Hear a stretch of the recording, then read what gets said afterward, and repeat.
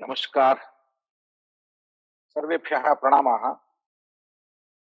Today morning you had two lectures wonderfully designed for new entrants of this Indian knowledge system.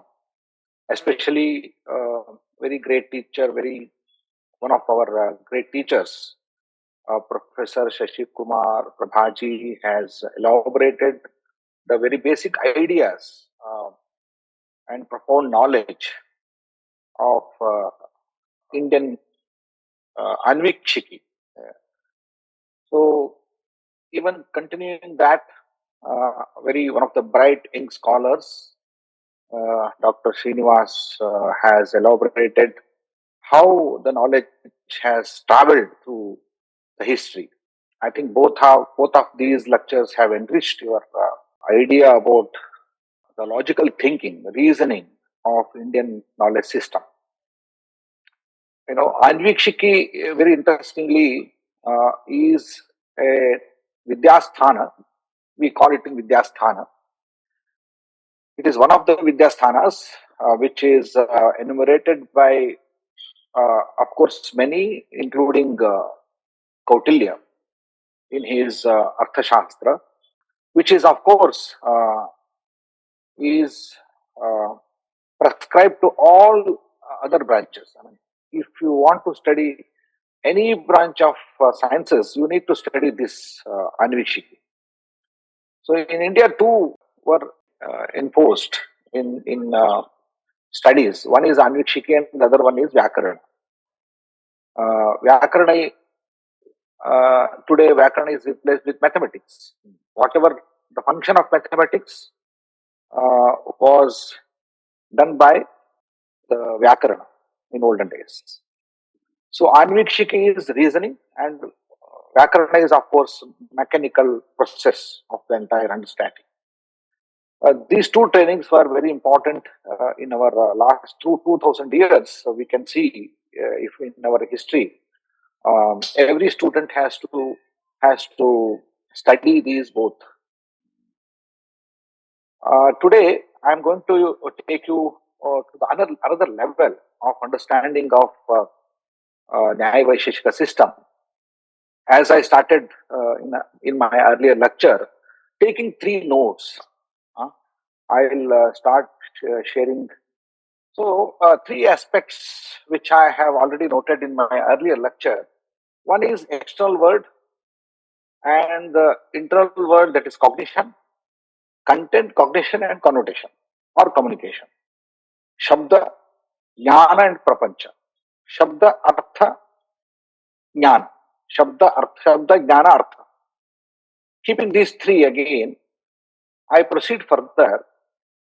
How it is in Nyaya Vaisheshika system, you can see, because Nyaya and Vaisheshika systems are not one system. They are two different systems.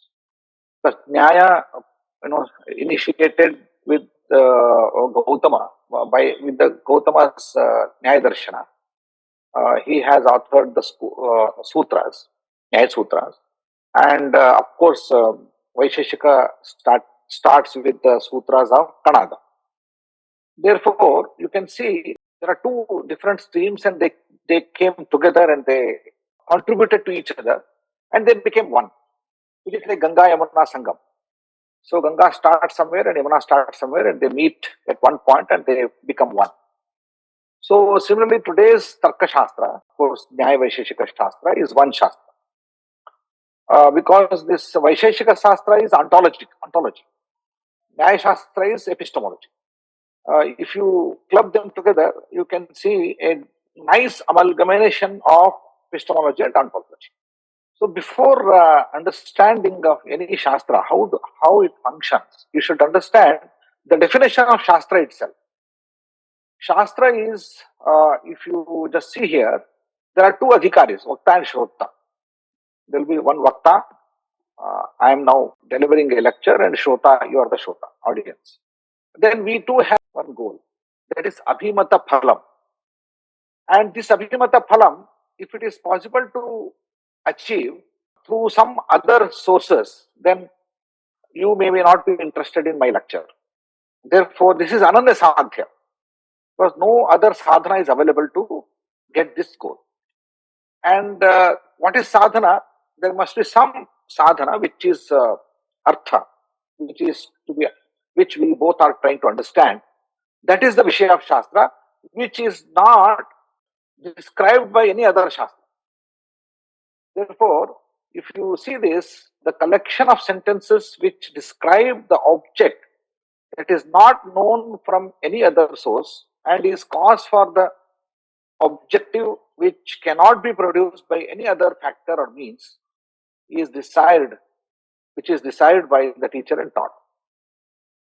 Ultimately, for example, what is the chemistry? Chemistry teaches us some particular aspect of the world. Physics teaches the another aspect of the world. If the both physics and chemistry describe one and the same, then either we learn physics or chemistry. We don't try to learn both of them. Therefore, each Shastra should have different subject matter, and the ultimate prayojana cannot be achieved by the other. Therefore, pramanantara asadhyam and ananya sadhyam cha phalam, both are very important. Therefore, any Shastra will do that. Basic function of any Shastra. Why I am telling you this? Because my next lecture is basically concentrating on these ideas. See, what is the function of a Shastra? There are four functions which are very important. Uddesho Lakshanam Pariksha Nirnaya. So, if you see this Uddesho Lakshanam Pariksha Nirnaya, so this is the methodology of Shastra. So, some categories are listed, that is Uddesha, and definition is given. Then it is evaluated or tested. Then some conclusion is arrived at. This is the methodology of any Shastra. Vyakarana, Nyaya, Mimamsa, of any of Indian Shastras, if you see, this is the methodology that is applied. Now here, if you see, while defining, definition is given in two terms. One is in terms of dharma, property, or in terms of relation or function. So either in terms of definition is given in terms of property or in terms of relation. If you go to definition, there are two types of definition. One is samanya lakshana, that is abstraction. For example, who is man? And a common feature of mankind is given, that is manushyatva. That is abstraction of all men. This is called anugama. That means abstraction, and this becomes samanya lakshana. What is the definition of tree? So very generic definition is given. Then classification, that is called vishesha lakshana. What is the definition of a special tree, banyan tree, or any other tree, which has to be defined in different way? That means one is general abstraction, general lakshana, and the other one is classification. The third one, after classifying them, whether this classification is correct or not, whether definition goes to all the instances or not, this kind of pariksha, evaluation or testing of the definitions is called artha pariksha. So this is done through pramanas. So pramanas gives us a conclusion. Therefore, this is what Shastra Paddhati, Shastra Vyavastha. If you see Shastra Paddhati, yesterday when I was describing Panini, he has given the definition of entire language using one method, that is Utsarga and Apada method. That means general rules and then exceptional rules. Where the object is, the subject matter is dynamic, there we need this kind of methodology, Utsarga Apada Vyavastha. And today, we are defining the objects in a very absolute manner. I mean, we know what it is. For example, if I need to define a non-dynamic object, for example, this, what is this? If I want to define this, because this is a static object, I need not worry about definition. I can define this in an easy way. This is called Parishkara method, Nishkarsha and Parishkara method. That means I will define this with some property, and if needed, I can keep on adding some adjectives to the properties. This kind of modification method is used for in Nyaya Shastra.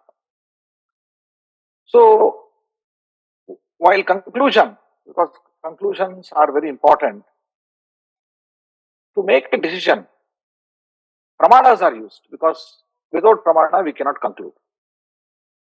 When there are so many pramanas, pratyaksha, anumana, and shabda, and somebody will say this is so, and my perception will give some sort of understanding, and sometimes I get to know through my reasoning this is not so.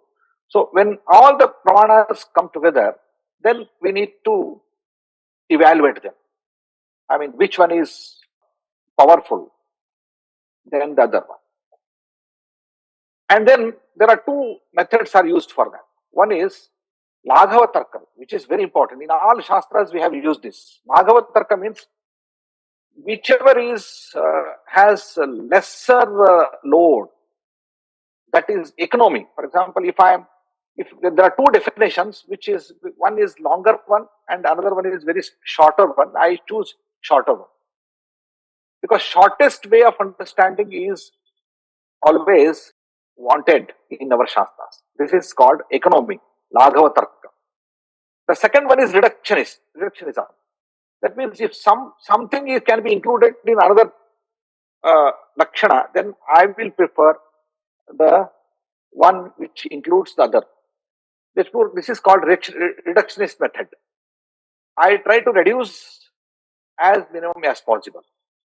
So this is reductionist method. Laghava Tarka is used to understand the strength of the pramanas.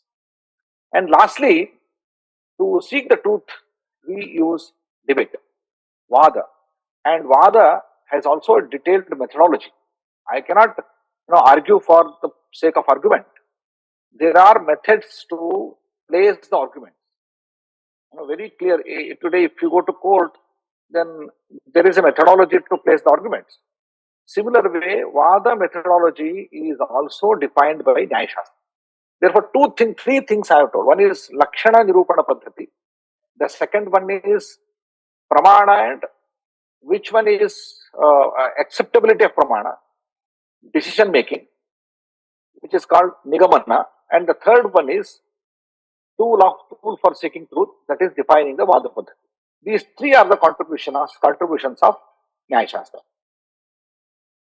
So these are very important because this can be applicable to across the disciplines. In all Indian knowledge systems, these methodologies are used. Therefore, without understanding Nyaya Shastra, no one can read or understand any of Indian knowledge systems. I skip some of the important topics here, but I show you this. This is very nice picture. You can see here. This is human creation. In the human creation, you can see only straight lines. And there are, of course, when we want to fill up the entire world, globe is not in the straight lines. This is, of course, a globe. It's in the shape of circle. Even if I draw a line from one end to another end, and if I want to complete with all the lines, straight lines, I may not be able to do so because some gaps will remain. Those gaps are gaps of human understanding. Therefore, we cannot say that all our efforts will complete the entire world with our knowledge. No, we cannot complete it, but definitely we will try to cover as much as possible. So, with this basic understanding, I want to take you to another important. So here, as with this background, if we try to understand these three nodes of our understanding, one is world, and word and world. There are two words, that is, one is external word and one is internal word. See, I will begin with the definition of Padartha as is done in the Nyaya Shastra, in Vaisheshika Shastra. If any one of you have already studied Nyaya Shastra, you will get it very fast. Otherwise, you may need some time, but definitely whenever you want me to stop, you can stop. I will try to narrate it. Because these ideas are not written in any books. These ideas are the extraction of my studies for the last 20 years. Therefore, sometimes there are so many gaps here. So you just try to understand this. One is padarthas. If you see the word padartha, padartha means object. This is one padartha. This is another padartha. And the pen is another padartha. Paper is another padartha. Water is another padartha. Air is another padartha. Shabda is also padartha. Light is also padartha. Everything is padartha. We understand what is padartha. What is padartha? If you analyze the padartha, the term padartha itself, pat, pada and artha. These three words you can see. There are two words actually, pada and artha. What is pada? Pada is word, term, a symbol expressed through utterance. A symbol expressed through utterance. A samudaya of varnas, varna samudaya is called pada. And what is artha? The sense of it, the sense which is expressed by, which is connoted by the pada is called padartha. For example, pen has pada and padartha, because pen is a pada and this object itself is padartha. This is artha of my word. So sense of a word is called padartha. What is pada? Pada means there is root word is pat. Pat means jnana. Patipatti, jnana. Therefore, you can see there are three pointers. One point is jnana, the second point is the sound, the third point is its sense. In the entire world, it is made up of padartha. That means knowledge, cognition, and the word. To express this knowledge, we use the some symbol, that is my collection of sounds, and then there is a meaning. There is a meaning which exists in the outside world. Nothing else. So we have three pointers now. Jnana, you can see in this jnana, pada, and artha. So the definition of padartha is neyatvam, abhideyatvam cha padartha lakshanam. This is the basic definition of padartha according to Nyaya Vaisheshikas. Neyatvam means jnana vishayatvam. So jnana is jnana, cognition, and vishaya is its object. And abhidha means nama, that means word, and abhideya means object of the sense of the word. Therefore, abhideyatvam jnayatvam cha padartha lakshanam, this statement makes it very clear that Vaisheshikas, Nyaya Vaisheshikas are concerned with only three elements of the entire world. That is jnana, pada, and artha. Every object in the world is knowable and nameable. Hence, no entity exists without a cognition or the word. If we have a word in the world, if you have an object in the world, that object has a word and a cognition. Without that, it cannot exist. This is the basic idea. If you have a cognition and you should have a objective object, and that object has a word. This connection is an axiom. It is basic axiom of Nyaya Vaisheshika system. You cannot question this. Why? 1 plus 1 is equal to 2 and 1 plus 0 is equal to 1. This is basic axiom. You cannot change it. So now, coming to the three aspects of the world, Shabda, Artha and Jnana, objects, cognitive events and the words. These are discrete in nature. That means in my mind, I have a series of cognitions. That means every moment I am getting one cognition. Cognition 1, cognition 2, cognition 3, cognition 4, cognition 5, cognition 6. It goes on. This is parampara. Jnana parampara continues, and this each and every jnana is a quality of Atman. It resides in Atman, and there is a line of cognitions, and in that line, each moment we have different cognitions. And each moment, different cognition again generates another cognition in the next moment. That cognition generates another cognition in the next moment. This is momentary. It goes on. So each cognition is discrete. And the second one is objects. If you keep the objects of the world in a line, each object is a discrete object and it's a separated. For example, if you see a meeting hall where the chairs are kept in line and each chair is different one.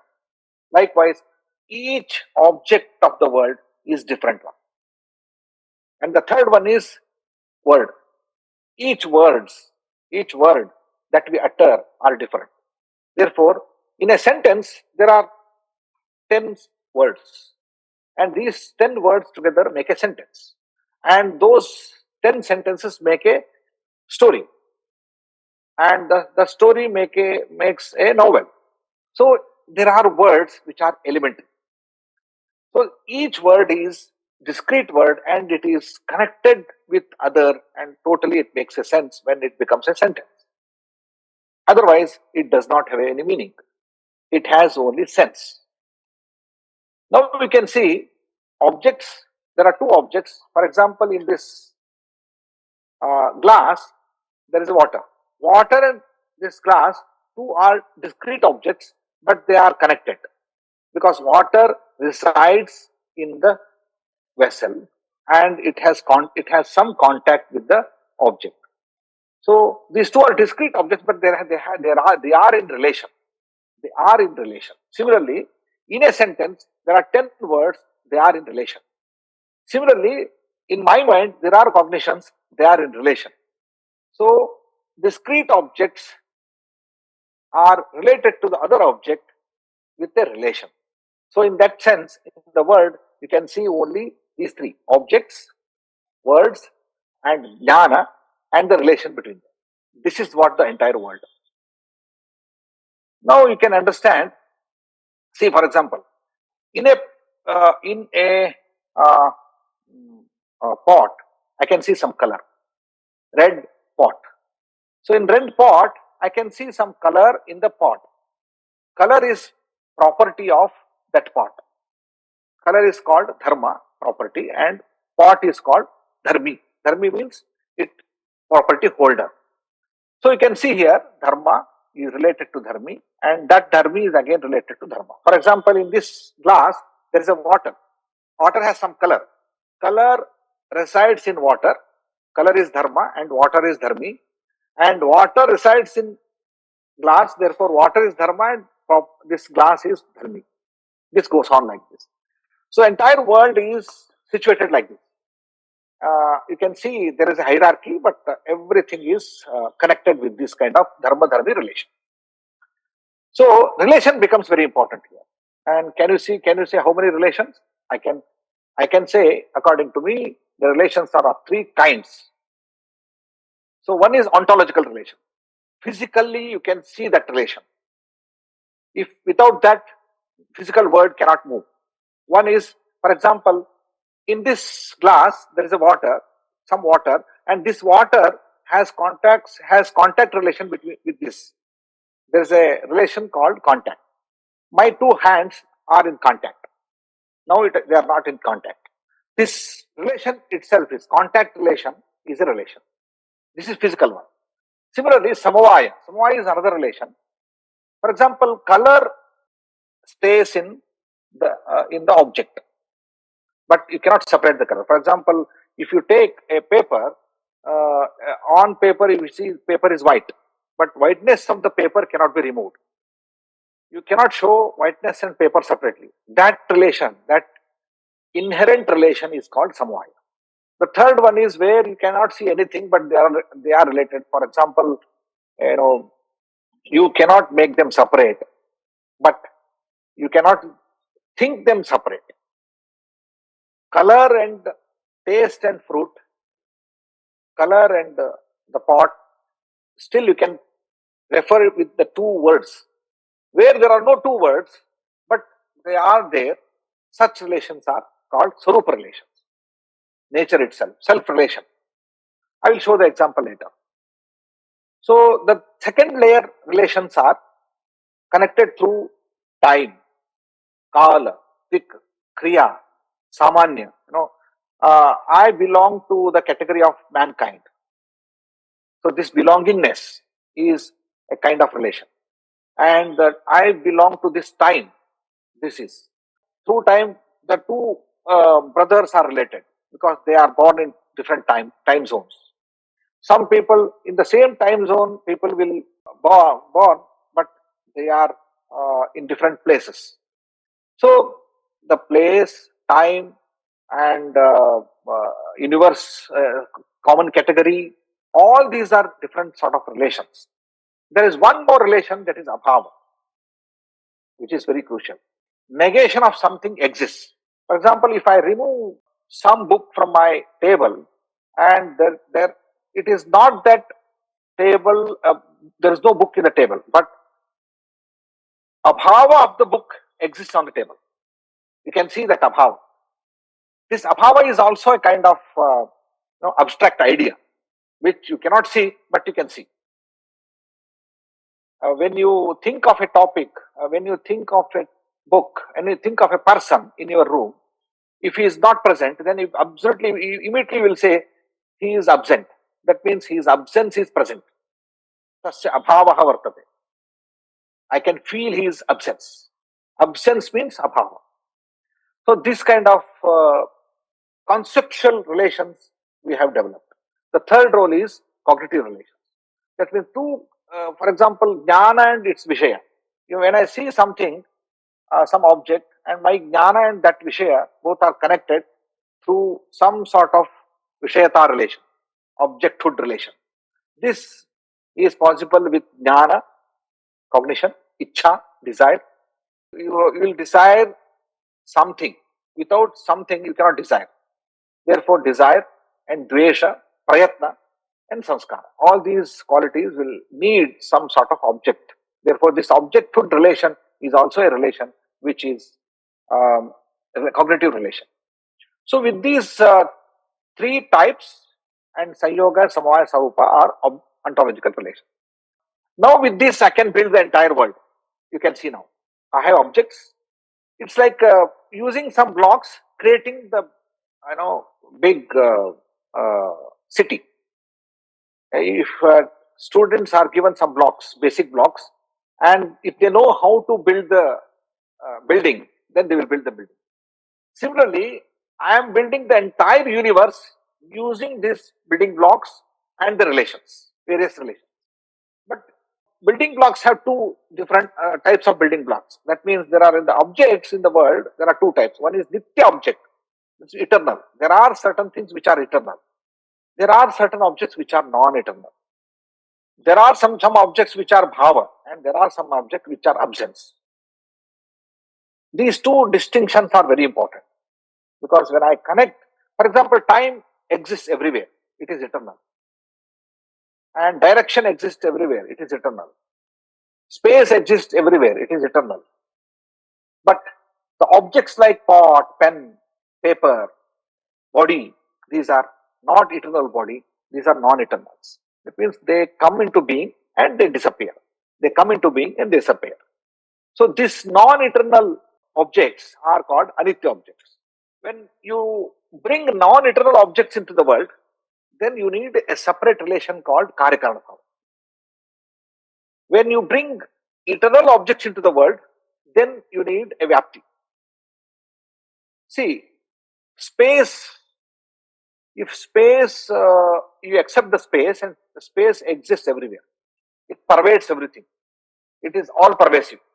Then you need to accept the pervasion. If you don't accept the permission, then space cannot exist everywhere. Therefore, time, space, these kind of objects, reside everywhere. They are in touch with everything. So you need Vyapti there. And for non-eternal objects, because they are discrete and they come and go, then they are caused by something. मेरे कोई object यदि कुछ काल कुछ क्षणों में रहता है तो उसको कुछ कारण होना चाहिए. यदि कारण के बिना वो आ जाता है तो अकस्मात हो जाता है, आकस्मिक हो जाता है, जो आकस्मिक कोई अंगीकृत नहीं है. शास्त्र में देखिए, हमारे शास्त्र रीजनेबल इसलिए है, हम रीजन को ढूंढते हैं हमेशा. क्योंकि देखिए, कोई ऑब्जेक्ट इसके लिए कारण के बिना आया है, इसका मतलब है you are unreasonable person. If you inquire for a reason, that itself shows that you are very scientific. You are searching for reason. Then karya karana bhava is a relation which is universally accepted by Nayayikas. Because if something is coming into being today, then yesterday it was not existent. And what has happened between yesterday and today? There is something which caused this event. Therefore, karya karana bhava is acceptable. And the third one is virodha. If there are absence and presence, then these two cannot coexist. Therefore, this virodha is also very important. So I have three relations. I have drawn three relations out of my all. So one is karya karana bhava and parveshan, vyapti and virodha, opposition. With these, now I can construct n number of the word. Now I can explain anything. So now if you understand, if you are introduced to 0 to 9 and decimal system and some operations, entire mathematics is done. Similarly, Nyaya Vaisheshika system, if you understand these basic elements and some operations, if you learn how to build the blocks and what are the constraints and rules, then you can build the entire world. This is the beauty of Nyaya Vaisheshika system. Now, Karya and Karana, they are defined, and how do they define? I don't go into the details, but I go into the details. This is very important. Paramanuvad. There are two, as I said, how body is created. This simple question will take example. How body is created. Even pot is created, fruit is created, and many objects in the world are created. If table and chairs are created, computers are created, how? They are assembled. I don't know whether they are created, but they are assembled. A similar model is adopted by Nayayikas. Body is also an assembly. Two different discrete paramanus. There are no two, there are many. Now, but for example, you can take two paramanus, two atoms come together and they come into contact with each other and they generate one more object called Dhanuka. There are two atoms. Okay? This structure, this molecule, next level, whatever you call, this structure, the next level molecule is having two different atoms within that, but it has different existence, separate existence. That means before becoming Dhanuka, there were two atoms, but once this Dhanuka came into existence, it's a it's altogether new object. In this Dhanuka, I can find there are two objects. One object is Paramanu, atom, and the second object is Dhanuka. Similarly, when I find the entire body is created like this, then the basic elements are separate and body is different. That means body is altogether a new whole which has separate existence than the causes. So cause and effect are totally separate. Cause cannot be transformed into the effect. No transformation. Cause exists and the effect comes into existence through some causes. Now, there are three elements. So you can see now, this is called Asat Karyavada. This is very important Vada, Asat Karyavada. this model we should learn, because the similar model we can apply in other places. Theory of non-prior existent product. That means an effect or a product, before its generation, it does not exist. It is non-existent. That means it was asat. It was non-existent.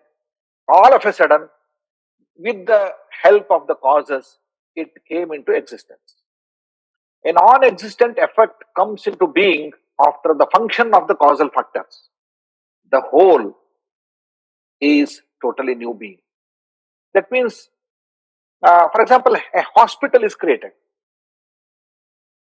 Hospital physical building is one aspect of the hospital. I mean, you have to bring brick by brick, and those bricks and steel and cement all together construct a building. After that building, you need some infrastructure and some machines, and then you will add some human beings and their relations. You will build the relations, and after building the relations, you have hierarchy and you have functions. You have some constraints, rules, and rules of the game. After that, you can say now hospital comes into being. This hospital is an object now, because I am using a pada for that. This new hospital was not existent prior to that. All of a sudden, with all this arrangement, new arrangement, it came into being. Whether it is bricks, no, bricks is not hospital. Doctor, no, doctor is not hospital. So any one of them, any member, no member can be hospital, but only hospital is different from the members of those elements. I have so many members there, but those members cannot constitute hospital.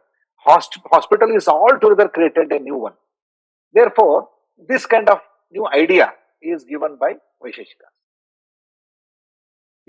This is ontological structure I told you. So, if ontological structure is described in the similar way, cognitive structures are also to be built. Similar way, your sentenceal structures, because these three are parallel. One side you build objective world, the other side you build the cognitive world, the other side you build your verbal world. All the three words have some sort of relation with them. Therefore, I can explain very correctly the objective world with my verbal world, and my verbal world will generate a proper understanding of the ontological world. So these three worlds have parallel constructions, but similar way they are constructed. Basic elements are discrete, relations are added. Once relations are added, the structures are constructed. So words become sentences, sentences become the text become a complete storyline. So in this way, if you see the cognitive events, cognition is quality of an Atma. Atma means self. Mind is the only communicative indriya. Therefore, Atman is very important for Vaisheshikas. Atman is self, and this cognition is quality of every Atman, and has ontologically separate and momentary existence. It is separate ontologically, and it has momentary existence. And in each moment, only one cognition. That means each self will get one cognition at one moment. That means you can concentrate on only one object. You cannot say that I can concentrate 10, 100 objects at a time. No. If you are listening to me, you are listening to me. Otherwise, you're thinking something else. Each moment will have only one cognition. Beautiful. I mean, I think they have analyzed our psychology. It can be generated by one sense and one cause at a time. That means in Atman, either I can see and perceptual cognition is generated, or I can hear, my cognition generated by my hearing sense is generated on Atman, or through taste. We cannot say that I am hearing and I am listening and I am thinking and I am also tasting something and I am also looking at you. No. then how is possible when we sit at a movie, we are enjoying sound and we are enjoying popcorns, and we are also enjoying the visuals and sound and something taste and smell of the Coca-Cola, and how it is possible. Nayayika would say there are without your knowledge in a moment, so many fractions of moments are there, and those moments very fast the cognitions are generated. Even we can't understand how fast it is. Therefore, you cannot understand whether it is a knowledge of cognition of the smell, cognition of the sound, cognition of the picture, and each moment something is generated, and all together I can enjoy those cognitions together. So this is the basic understanding of Nayayikas. And single object is grasped at single point, single time, and single cognition. And concatenation is done by supercognition.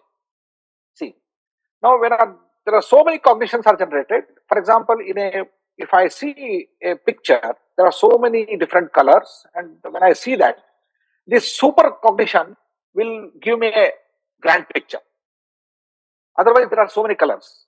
I can see red, blue, green, yellow. But together, when I see this grand picture is grasped through a supercognition.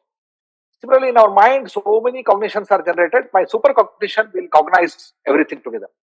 There are so many things which generate the cognition. That is indriya, and by paramarsha, shabda, sadashya jnana, sanskara. So many causal factors, and we can understand them.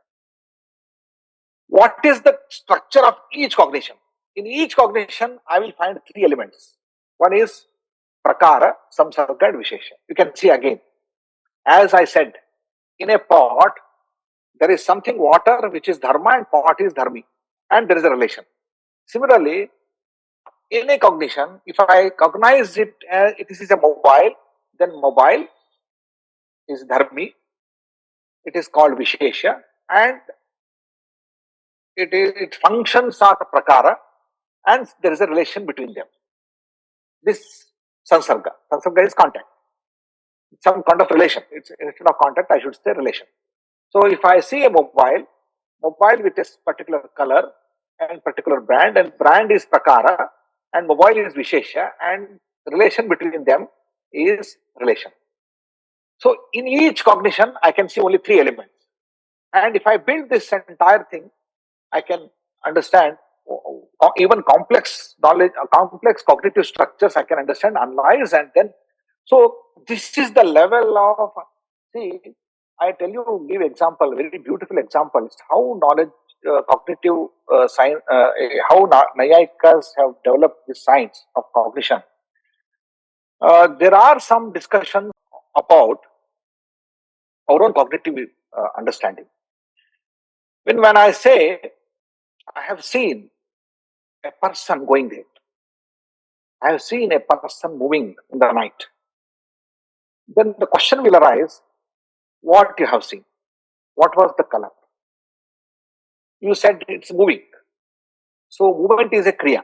Whether kriya can be seen. Kriya is seen or it is inferred. So what is the part of inference? What is the part of shabda? When I inquire more, then he say, no, I heard some sound, therefore I thought it's moving. That means you are inferring the movement. You never understood. You have not seen the movement. You have seen the object, but you have not seen the movement. But you have heard the sound. Therefore, you are inferring the.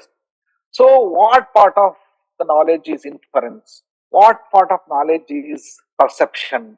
What part of knowledge is cognition? Is shabda? All these different aspects are studied in Nyaya Shastra. Therefore, for example, when I look at अगरबत्ती को मैं जब देख लेता हूँ, तुरंत मेरे मन में उसका स्मेल आ जाए. मैं उसको क्या आम देखेंगे, मान के चलिए आम, किसी ने आम को दिखाया आपको, नया अभी आम आएगा, अभी आम का सरकाल नहीं है. यदि आम को दिखाया, तुरंत आपके मुंह में थोड़ा जल आ जाएगा और स्मेल भी एक्सपीरियंस हो जाएगा. कैसे? देखने के बाद. क्योंकि देखने से माइंड में जो ट्रिगर हो गया है साउंड और स्मेल, स्मेल और उसका टेस्ट ट्रिगर हो गया, उसके साथ मैं बताऊंगा it is very tasty and it is so nice. How do you know? You have seen it, you have to separate it. So कहां कहां से ये सोर्स से आ रहा है ज्ञान? ये ज्ञान के स्ट्रक्चर में क्या प्रकार है और क्या विशेष विशेष जो है आपको प्रत्यक्ष से मिल रहा है। दो प्रकार जो है वो आपको अलग अलग सोर्स से मिल रहा है। तो इस दृष्टि से इस स्ट्रक्चर को लेकर कितने डिस्कशन चलता है, हमें शायद उसके बिना भारत का ज्ञान परंपरा को व्याख्यान ही नहीं कर सकते। तो अ, मैं एक बार अभी 1 महीने से पहले एक वाक्यार्थ गोष्ठी में मैं भ्रमण अन्यथा ख्याति का लक्षण बताया, डेफिनेशन ऑफ एरर। एक एरर क्या होता है, इल्यूजन क्या होता है। सो इल्यूशन का जब लक्षण बताया तो उन्होंने इतने डीपर लेवल में जाके प्रश्न पूछा, एक मेरे प्रतिपक्षी जो था उसको मैं भी डीपर लेवल में जाकर उत्तर देते गए। तो इसके लिए हम एक टेक्निकल वर्ड सेंटेंस यूज करते हैं, वो है तन्निष्ठ तन्निष्ठ विशेषता निरूपित तन्निष्ठ प्रकारताश्रय प्रकारता निरूपित विषय विषयत्वम। ऐसा जो विषयता निरूपिता निरूपकता को यूज करके जो स्ट्रक्चर यूज करते हैं ये सारा इसको डिस्क्राइब करने के लिए। तो न्याय का जो जार्गन है वो केवल जार्गन नहीं है, it is totally A technical mathematical expression.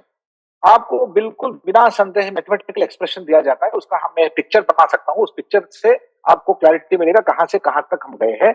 उसको केवल हम वर्बली करते हैं without drawing any picture. I can draw pictures through my verbal understanding. मेरा सेंटेंस जो है 20 पेज तक चलेगा, उस 20 पेज का एक सेंटेंस को मेरे अपोनेंट समझ सकता है, उसको तोड़ सकता है, उसमें बता सकता है, इसको निकाल देंगे क्या होगा। So this is how Indian knowledge system is developed. Nayayika has contributed a lot for the last 1000 years. आप बिलीव नहीं कर सकते हैं, एक एक छोटे अन्यथा ख्याति अर्थात एक डेफिनेशन ऑफ एरर को लेकर, डेफिनेशन ऑफ इल्यूशन को लेकर भारत में कम से कम एक 5000 से ज्यादा पृष्ठों का लेखन हो गया है। उसका एक्सप्लेनेशन के लिए कम से कम 1 लाख पन्नों का एक्सप्लेनेशन मिलता है आपको। मतलब आप इतना गंभीर चिंतन केवल एक विषय को लेकर चल रहा है, तो आपको इन्फ्रेंस शब्द प्रकरण, इन्फ्रेंस अनुमान प्रकरण देखेंगे तो एक हजारों लाखों पन्नों का ज्ञान राशि उपलब्ध है। आज इसके बारे में कोई चिंतन नहीं हो रहा है। तो going to the next level, आप इसको जब इसको मैं स्किप करता हूं क्योंकि if anyone is interested he can see this ज्ञान विभाग एक्सेट्रा। एंड कमिंग टू शब्द, as I said, word, each word is a discrete word. Word 1, word 2, word 3, word 4, word n, a sentence बनेगा। तो उसके बीच में जो रिलेशन है, that relation is very important relation, that is the relation which construct the word, whole text, whole story। Story कैसे construct होता है? Word से कंस्ट्रक्ट नहीं होता है। वर्ड्स के अरेंजमेंट जो होता है उसके बीच में जो रिलेशन बनता रहता है, that whole web becomes a story। Now, if using that web, I can reach anywhere. I can infer. For example, एक जैसे महाभारत में इतने कैरेक्टर आने के बाद, कितने रिलेशन होने के बाद, एट द एंड में पूछता हूं तो द्रोण के लिए अर्जुन का पोता क्या बनेगा? आप कोई रिलेशन ड्रॉ कर सकते हैं, क्योंकि रिलेशन ड्रॉ करना केवल जस्ट सिंपल नहीं है, स्टोरी लाइन में मैं मैकेनिकली कर सकता हूं। This is how Naiyayikas have built the entire story line for शब्द।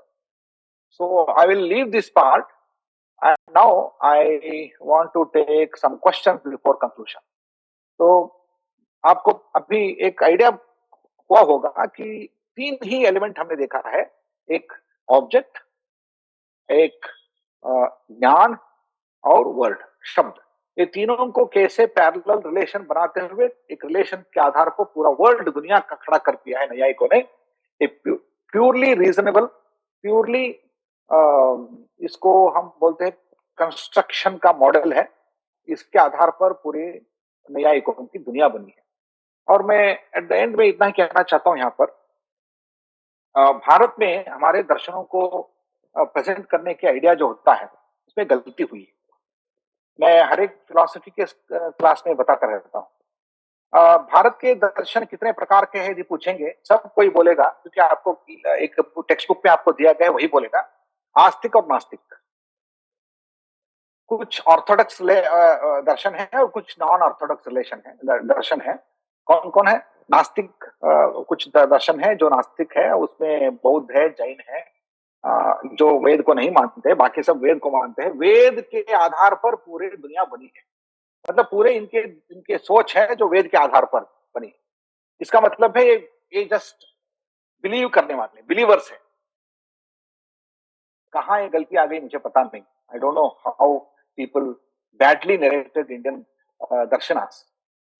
आपको बता, मेरे ख्याल से, मेरे प्रकार से मैं इसको इस तरह क्लासिफिकेशन नहीं करता हूँ। भारतीय भारतीय विद्यास्थानों को क्लासिफिकेशन करने का तरीका अलग है।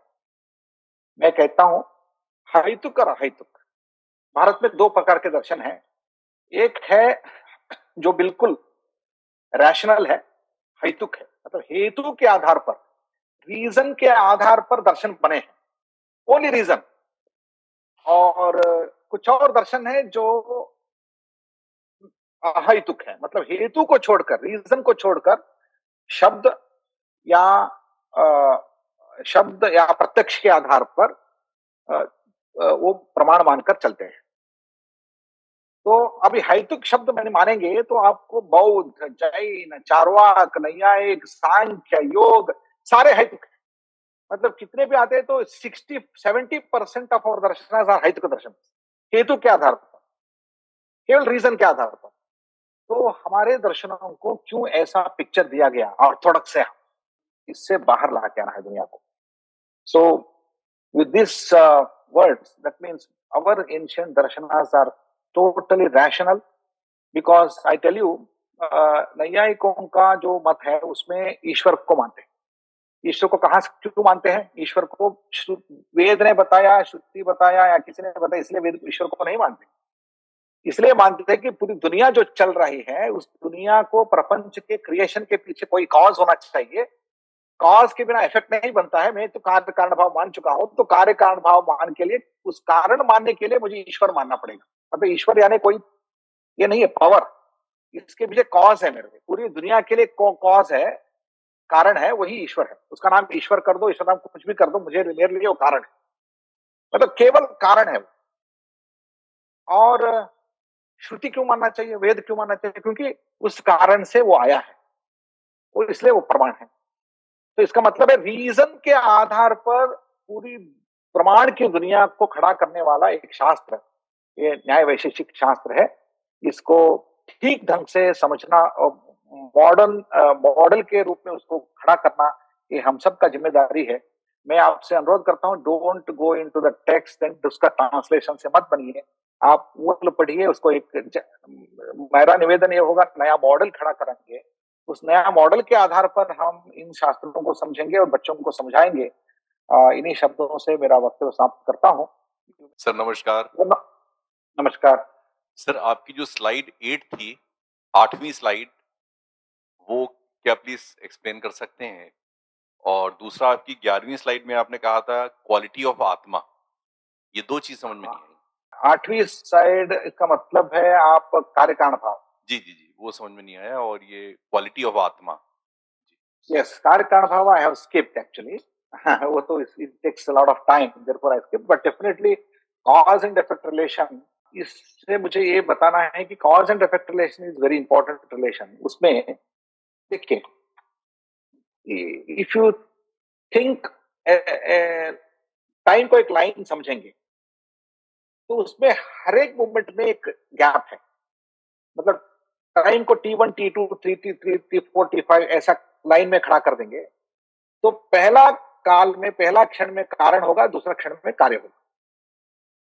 मान के चले मुझे कारण पता नहीं कारण क्या होता है, लेकिन मुझे ये पता है कि मैं जब देख रहा था, जो पॉटर ने कुछ पॉट बना रहा था, मतलब उस उदाहरण को देखेंगे तो दूसरा भी उदाहरण ले सकते हैं। या तो हम देखेंगे, पीछे दिन में मेरे बगीचे में एक पुष्प को देखा, जो पुष्प देखा वो पुष्प जो है दूसरे दिन वो एक फल बन गया। इसका मतलब पुष्प के अंदर से फल निकलता है, ठीक है। अभी मेरा प्रश्न ये होगा, ये जो फल निकला है दूसरे दिन जो देख रहा था, तो जो बाहर निकला है, कली से अंदर बाहर निकला है कुछ, ये कल भी था और आज आज आ गया है। कुछ लोगों का ये मानना है कल भी था, वो जो था वही बाहर दिख रहा है। मेरा मानना है कि जो था वो बाहर निकला नहीं है, ये जो आया है वो नया है, मतलब पहले नहीं था। कल क्या था? कल उसका कारण था। आज क्या है? आज कार्य है। जैसे उदाहरण के रूप में आप देख लीजिए, गाय घास खाता है या खाती है, पता नहीं, खाता है तो खाती है, जो भी खाता होगा। लेकिन घास खाने के बाद, वो अंदर जाने के बाद वो प्रोसेस होता है। प्रोसेस होने के बाद गाय जो है दूसरे दिन दूध देती है। जब दूध बाहर आ गई, तब मुझे मेरा प्रश्न है, ये जो पहले ही दूध था वो आया है, या तो दूध निकला है, या दूध नया क्रिएट हो गया है? तो मुझे मानना पड़ेगा नया क्रिएट हो गया, क्योंकि जो अंदर गया था वो तो घास था, बाहर आया है तो दूध है। तो दूध और घास में कार्य कारण भाव है। पहले दिन में वो घास था, दूसरे दिन में दूध बन गया। तो इसका मतलब कुछ न कुछ बीच में प्रोसेस हो गया। प्रोसेस के बाद वो पहला का वस्तु ही बदला नहीं है, लेकिन पहले का वस्तु से दूसरे वस्तु बन गया है। तो इसमें दो दो सोच है। मतलब एक सांख्य का मत ये है कि पहला वस्तु ही बदल के रूप बदल हो गया, तो उसका दूध बन गया। नहीं, वैशेषिकों का यह मानना है कि पहला वस्तु दूसरा वस्तु नहीं बनता है। पहला वस्तु वैसे के वैसे रहता है, उसका परमाणु वैसे ही है, उसके अंदर एक नया वस्तु उत्पन्न हो गया है। वैसे मैं उदाहरण दे सकता हूँ। मेरा मेरा मेरे पास कपड़े हैं। कपड़े पहले छोटे छोटे छोटे दाग थे। दाग दाग ही कपड़े नहीं है। दाग जब एकत्रित हो गए, मशीन के साथ एक बन गए, तो तब कपड़ा बनता है। तो कपड़ा दाग से अलग है। यदि कपड़ा ही दाग होता है, दाग ही कपड़ा होता है, दाग भी पहले थे तो कपड़ा है ऐसा बोलना चाहिए था। लेकिन दाग जब मशीन से एक बन गए तभी कपड़ा बन गया। इसका मतलब कपड़ा नया वस्तु बन गया है। दाग कारण है, कपड़ा इसका कार्य है। तो कार्य पहले नहीं था, अपितु बन गया है। मतलब पहले जो नहीं रहता था वो भी बन सकता है, नया उत्पन्न हो सकता है, नया सत्ता मिल सकती है, उसको एग्जिस्टेंस मिल सकता है। तो पहले अभाव था, बाद में भाव बन गया। तो अभाव से भाव का निकलना, ये जो बात है, ये नई बात है, एक न्यायिकों का मॉडल है। और दूसरा एक 11th कॉग्निटिव इवेंट्स के संबंध में मैं आपसे बोल रहा था कि देखिए, कुछ विषयों को हम कहीं ना कहीं, ज्ञान एक प्रॉपर्टी है। प्रॉपर्टी ऐसे कलर है। Colour can not exist without a abode. आश्रय के बिना रह नहीं सकता है। जैसे कुछ वस्तु जो है उसको आश्रय चाहिए। Every property needs a location. Colour है, टेस्ट है। Colour taste without any object वो रह नहीं सकते। वैसे ही ज्ञान जो है किसी का प्रॉपर्टी है, वो सेंशियंट बीइंग में वो लोकेट होता है। आत्मन जो है वो सेंशियंट बीइंग है, इसलिए उसमें ज्ञान जो है लोकेट होता है। इसलिए उसका प्रॉपर्टी माना गया।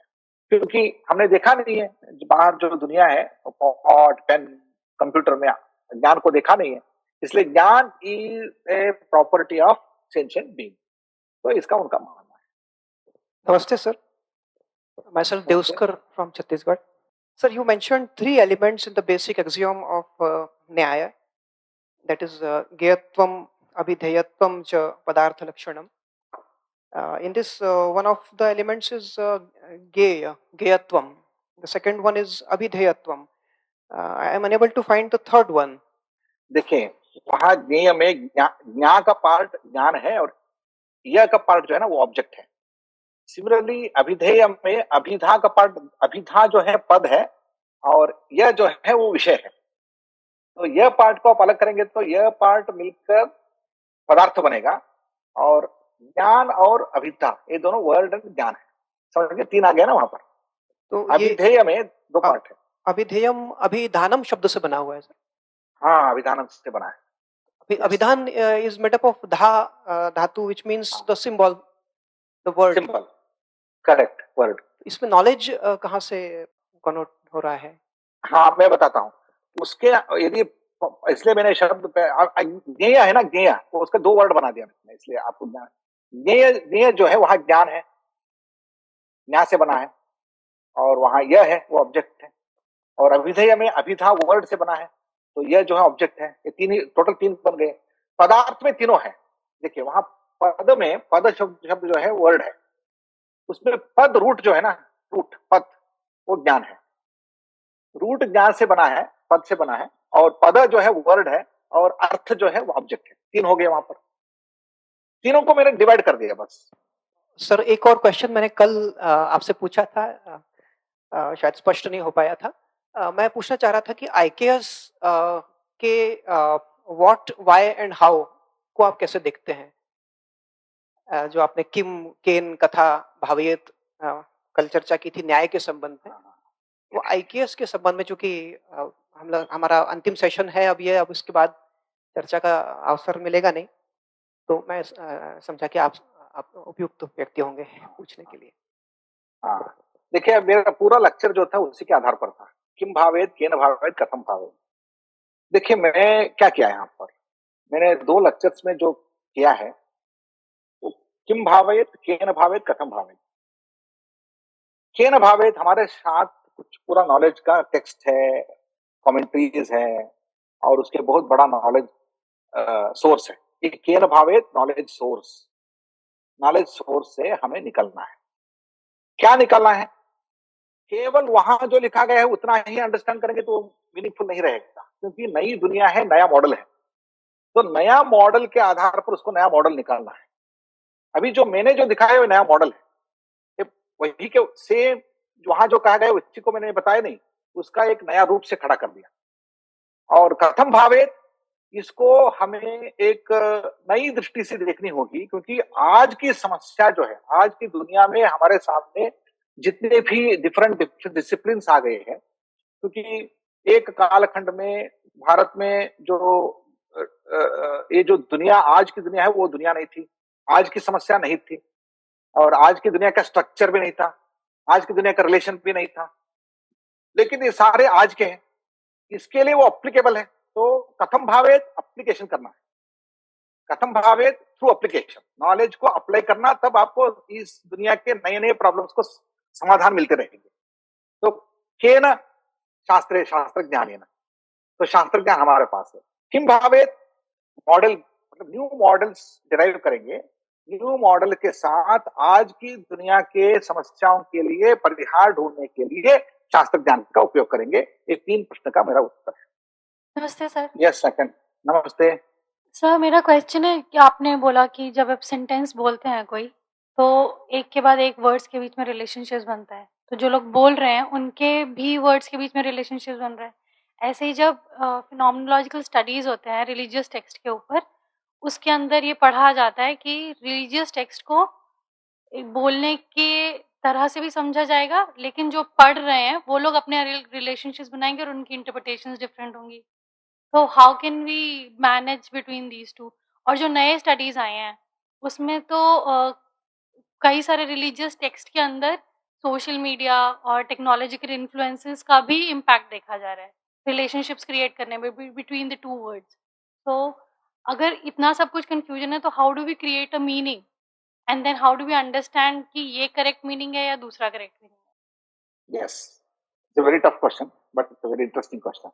देखिए इसको हमें समझने के लिए हमारे और थोड़ा बाहर अंदर जाना होगा कि मेरा फ्रीडम क्या है, मतलब लिसनर का फ्रीडम ऑटोनॉमी कितना है, जो स्पीकर है उसका भी कुछ है कि नहीं। इससे देखा जाए तो स्पीकर का कुछ इंटेंशन होता है, स्पीकर के इंटेंशन को यदि बिना समझे मैं मेरे फ्रीडम के, मेरे ऑटोनॉमी को यूज करके मैं रिलेशन करता रहता हूं, उसका बहुत बड़ा दुनिया बना देता हूं, उसका मतलब है मैं I am going away from the speaker. और जितना मैं रिलेशन जोड़ता रहूंगा तो उतना दूर जा रहा हूं। आपके लिए ऑटोनॉमी है लेकिन आप दूर जा रहे हैं। You want to match with the जो मैपिंग बोलते हैं, mind map. So mind map चाहते हैं नहीं चाहते हो, देखिए ठीक है, माइंड मैप चाहते हैं तो intention of speakers you should understand the intention of the speaker, then you have to define interpret accordingly. Otherwise क्या होगा, यूज योर ऑटोनॉमी एंड आप दूर दूर चलते रहते हैं, तब क्या होगा बताता हूं। दुनिया में डिफरेंस से डिफरेंस बनेंगे, कोई कॉम्प्रोमाइज नहीं रहेगा, इतने डिफरेंसेस बनेंगे तब आपको कोई किसी से सुनता नहीं है, कुछ भी सुना तो उसको दूसरा कुछ सुनाता है, और वो कभी कोहेरेंस नहीं बनेगा। तो दुनिया को कोहेरेंट बनाना चाहते हैं, नहीं बनाना है, ये आपका फ्रीडम है, देख लीजिए। तो लॉजिक को कुतर्क और तर्क ही बोलते हैं, मतलब कितना हद तक हमें ये टूल्स को यूज करना है, तब तक ही करना है जब तक ये कटेगा नहीं।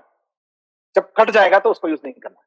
जैसे मेरे सामने मैं फल रखता हूँ, मतलब मेरे हाथ में एक एप्पल है, एप्पल को काटने के लिए मेरा यूज कर रहा हूँ चाकू, मतलब मेरा यूज तब तक करता हूँ मेरे हाथ को न निकलता है, मेरे हाथ को वो टच करता है तो मैं छोड़ देता हूँ।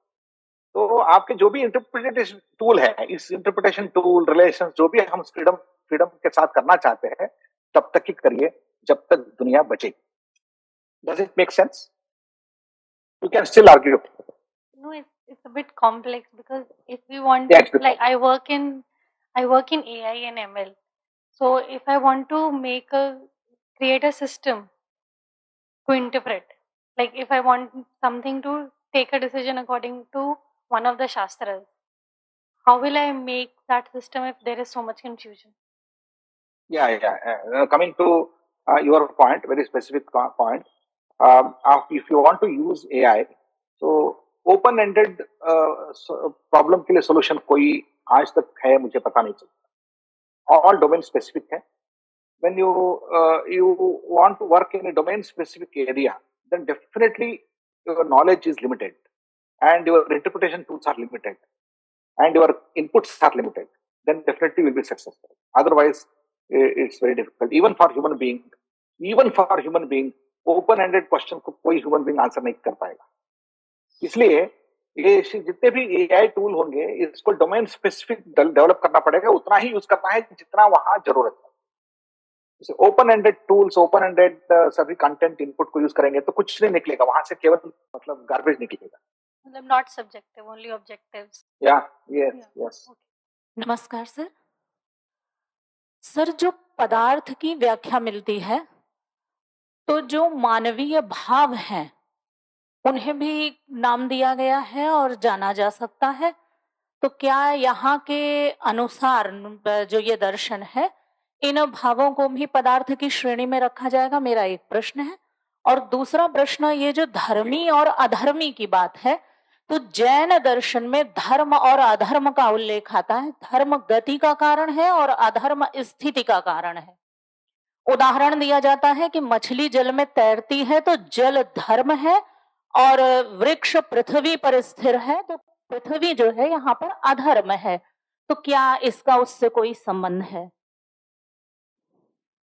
दो प्रश्न है। पहले उत्तर देता हूँ। दूसरे प्रश्न के लिए, धर्म इत्यादि शब्दों को अलग अलग डोमेन में, अलग अलग क्षेत्र में, अलग अलग दर्शन में अलग अलग अर्थ में उपयोग किया जाता है, इसलिए उसका कोई परस्पर है तो संबंध, लेकिन उसको समानार्थक नहीं होते, इसको कंफ्यूजन नहीं करना है।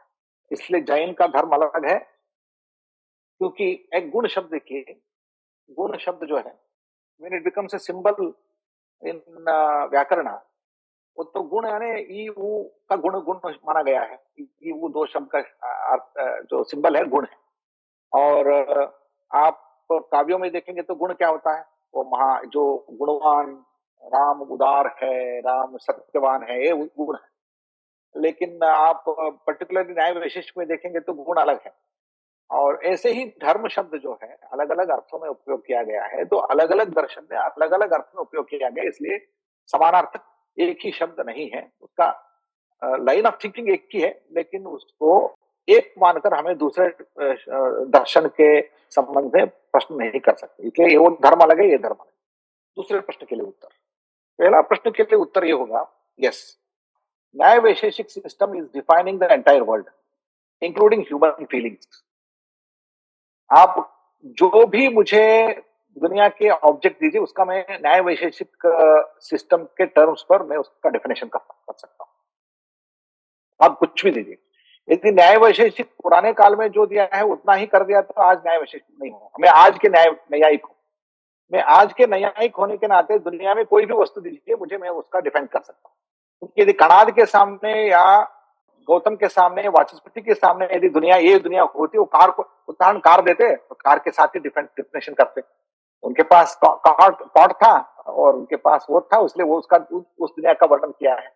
तो इसका मतलब ये नहीं कि मैं आज के दुनिया के और सभी मानव गुणों को और थिएटर को या मूवी को, मैं कल डिस्कशन कर रहा था, मेरे नाट्य शास्त्र की दृष्टि से मूवी का डिस्क्रिप्शन नहीं कर सकता, और नया नया मूवी का क्या रस है, क्या भाव है, उसमें क्या क्या प्रॉब्लम हो सकता है, क्यों वो सक्सेसफुल बन गया है, क्यों नहीं बन सकता है, ये सारा मैं डिस्कशन कर सकता हूँ। मेरे जितने भी शास्त्र है वो आज के लिए, आज के हमारे जितने भी हमारे सामने ऑब्जेक्ट है उसके लिए वो डिस्क्रिप्शन दे सकते हैं। यदि आप इसी सेशन में इस तरह के प्रॉब्लम्स को क्वेश्चन के रूप में रखते हैं तो उसको उसी समय में कैसे उसको डिस्क्रिप्शन किया जा सकता है, इस तरह हम डिस्कशन कर सकते हैं, मतलब एक मॉडल डिस्कशन के रूप में।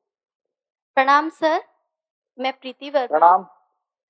सर, न्याय दर्शन को तर्क विद्या भी कहते हैं, और जब हम तर्क संग्रह में देखते हैं तो वहाँ अनुभव को यथार्थ और अयथार्थ दो कहा गया है, तो तर्क को वहाँ अयथार्थ अनुभव के अंतर्गत रखा गया है।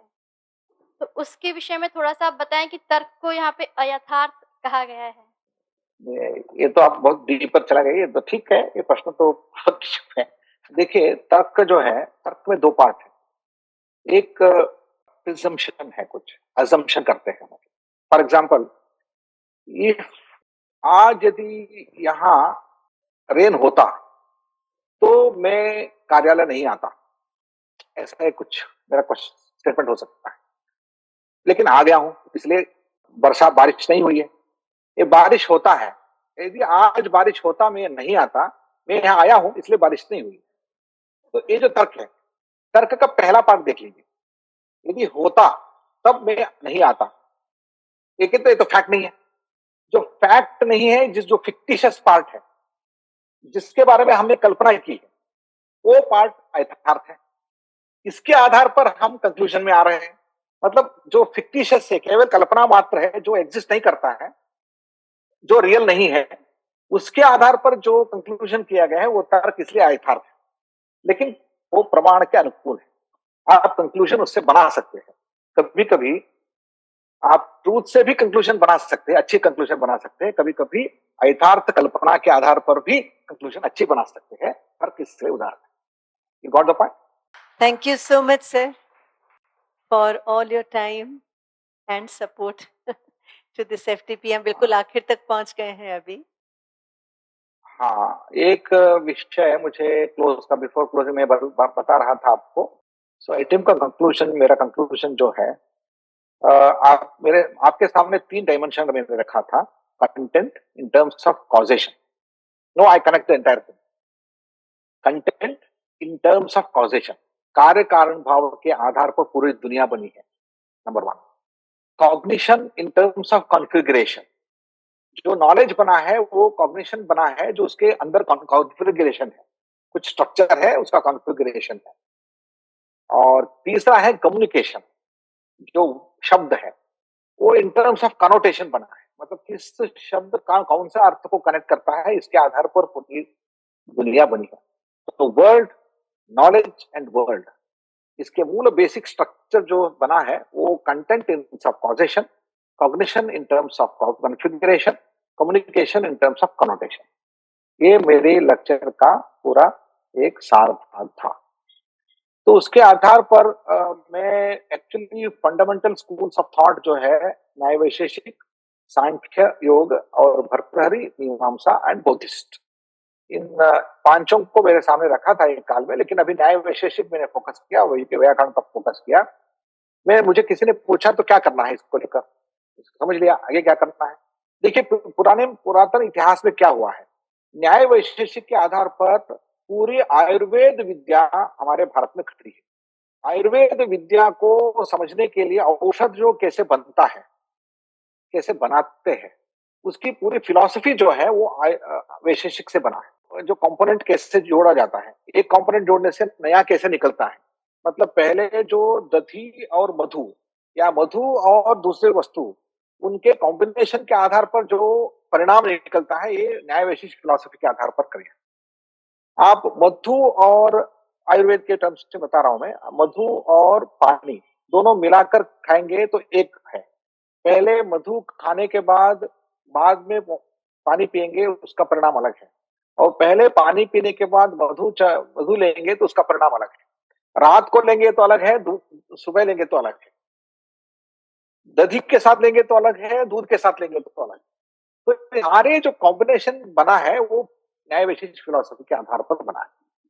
तो इसलिए वो न्याय वैशेषिक फिलॉसफी पढ़ने के बाद ही आयुर्वेद पढ़ाते हैं, नंबर 1। इसका आज के डॉक्टर्स तो आयुर्वेदिक डॉक्टर समझेंगे नहीं क्यों ये बनाए हैं, क्योंकि इसका कोई संबंध ही वो दिखता नहीं उनको, क्योंकि पदार्थ विज्ञान अलग है, क्योंकि कंपार्टमेंटलाइजेशन ऑफ एजुकेशन इतनी बनी है, एक कंपार्टमेंट अलग है, वो कंपार्टमेंट उसका कोई संबंध नहीं रहा है।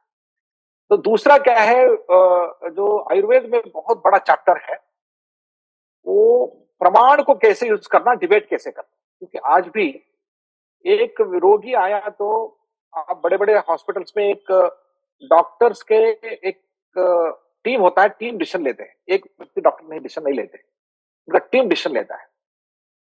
टीम जब डिसीजन लेता है तो अलग अलग एस्पेक्ट को देखता है, अलग अलग प्रमाण को मानता है, तो सारे मिलकर एक कंक्लूजन में आते हैं, बाद में मेडिकेशन शुरू करते हैं। आज भी है वो प्रैक्टिस, वो आयुर्वेद के काल में भी वो प्रैक्टिस था। वहां लिखते हैं, स्वयं संहिता में चरक लिखते हैं कि कैसे डिबेट करना, डिबेट में क्या क्या प्रॉब्लम्स होते हैं, उसको कैसे अवॉइड करना और उसका मीडियम कैसे डिफेंड करना, ये सारे विषय न्याय के प्रमाण के आधार पर वाद कथा का यूज आयुर्वेद में किया गया है। थर्ड जो है क्लासिफिकेशन मॉडल इन अर्थशास्त्र, कामशास्त्र और अर्थशास्त्र में जो क्लासिफिकेशन मॉडल है वो न्याय वैशेषिक के मॉडल है। तो हमारे इतिहास में इतने न्याय वैशेषिक के एप्लीकेशन बन चुके हैं, मतलब application of real world, application in real world. आज भी these possibilities are open। हमारे सामने जो भी है वो हम आज भी उपयोग कर सकते हैं, नए दुनिया में इनका प्रयोजन हम ले सकते हैं। तो इंडिक थॉट मॉडल्स, इसको इंडिक केवल नॉलेज नहीं मानता हूं, यदि नॉलेज मानेंगे तो नॉलेज रहेगा, नॉलेज का कोई एप्लीकेशन नहीं रहेगा। अप्लाइड नॉलेज को हम मॉडल के रूप में खड़ा कर सकते हैं। तो Indic thought models are logically constructed, they are complete and consistent and they are pragmatic and universal. So in 3 जो मैं अभी स्टेटमेंट दिया हूं, इसका मेरे पास प्रूफ नहीं है, आपको मैं चैलेंज देता हूं, इसको प्रूव करिए। ये मैं स्टेटमेंट दे रहा हूं, इसका प्रूफ करना, इसका प्रूफ संपादन करना। हर एक छोटे छोटे टॉपिक को लेकर अभी तर्क के बारे में चर्चा हुई है, इसका कैसे कंप्लीट है, कैसे कंसिस्टेंट है, कैसे उसको प्रैग्मेटिक है, कैसे यूनिवर्सल है, इसके विषय पर चर्चा करना और इसको छोटे कक्षा तक, मतलब मैं फर्स्ट स्टैंडर्ड एलिमेंट्री क्लास में भी यह सारे विषय हमारे जाना चाहिए, इंडियन नॉलेज सिस्टम। उसके लिए हम सबको मिलकर प्रयास करना है। Thank you so much.